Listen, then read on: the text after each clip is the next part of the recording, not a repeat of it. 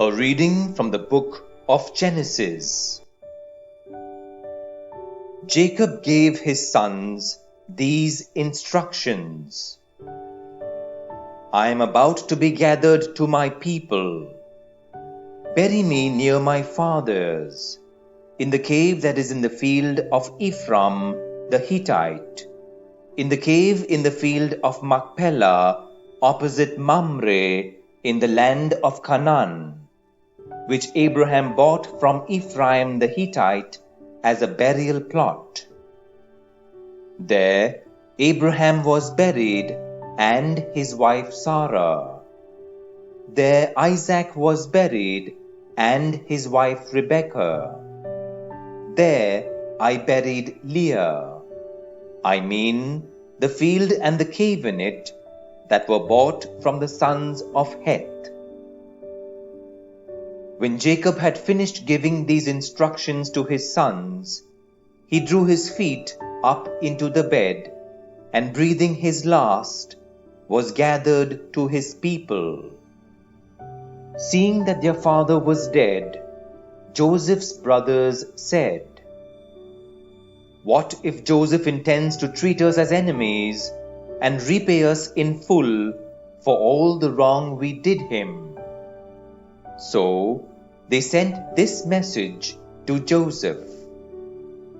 "Before your father died, he gave us this order.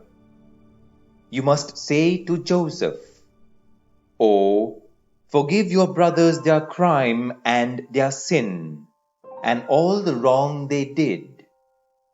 Now therefore we beg you, forgive the crime of the servants of your father's God.'" Joseph wept at the message they sent him. His brothers came themselves and fell down before him. "We present ourselves before you," they said, "as your slaves." But Joseph answered them, "Do not be afraid. Is it for me to put myself in God's place? The evil you planned to do me has by God's design been turned to good, that he might bring about, as indeed he has, the deliverance of a numerous people. So you need not be afraid. I myself will provide for you and your dependents." In this way, he reassured them with words that touched their hearts. So Joseph stayed in Egypt with his father's family, and Joseph lived 110 years. Joseph saw the third generation of Ephraim's children, as also the children of Machir, Manasseh's son, who were born on Joseph's lap. At length, Joseph said to his brothers, "I am about to die, but God will be sure to remember you kindly and take you back from this country to the land that he promised on oath to Abraham, Isaac, and Jacob." And Joseph made Israel's sons swear an oath, "When God remembers you with kindness, be sure to take my bones from here." Joseph died at the age of 110. They embalmed him and laid him in his coffin in Egypt. The word of the Lord. Thanks be to God.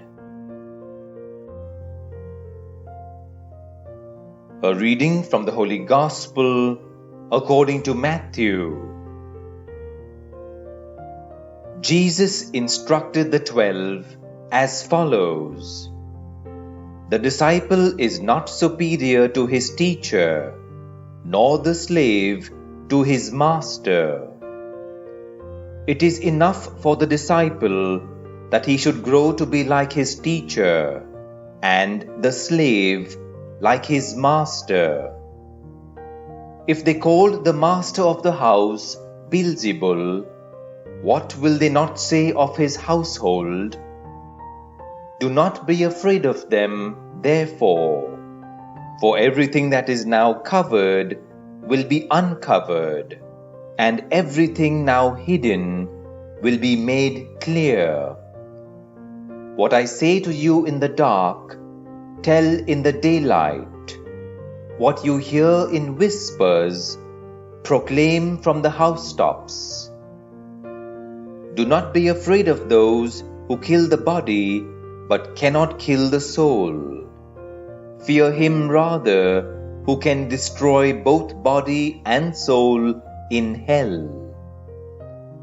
Can you not buy 2 sparrows for a penny? And yet not one falls to the ground without your Father knowing. Why, every hair on your head has been counted.